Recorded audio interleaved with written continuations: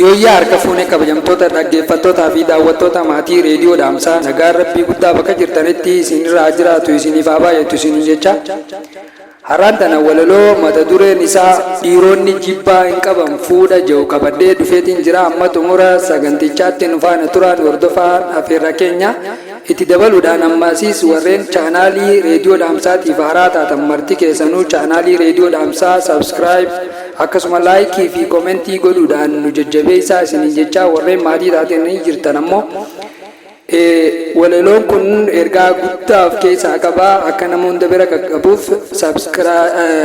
laayikii akkasumas koomentii nu godhaadha isiniin jaha. Egaa walaloon guutuusaa kunootii itti dhiyaadha.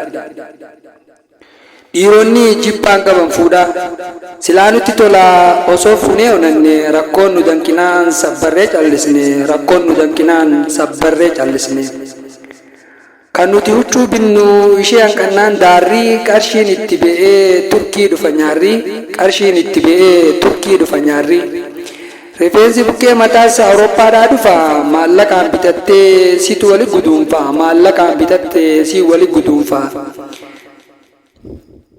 Kana qofa seetanii gurra quban kaayinaa ammas bituun dirqamaa qeensa warra chaayinaa ammas bituun dirqamaa qeensa warra chaayinaa.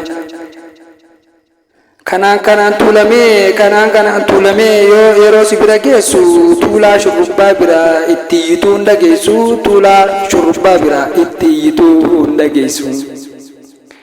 Guyyaan suni darbee gaafni guyyaa cidhaa nama shakkisiisti kan biroo moosiidha. Nama shakkisiisti kan biroo moo isiidha jetteetuma shakku taate gaa dubbiini kanumaaf callisnaa beekaa gaadhiironni kanumaaf callisnaa beekaa gaadhiironni. Egaa komantii babbattuun kanninaadha waan dhaggeeffattaniif guddaa galatooma.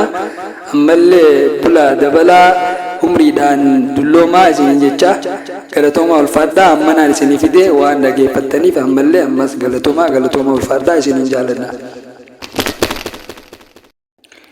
Yooyyaa harka fuunee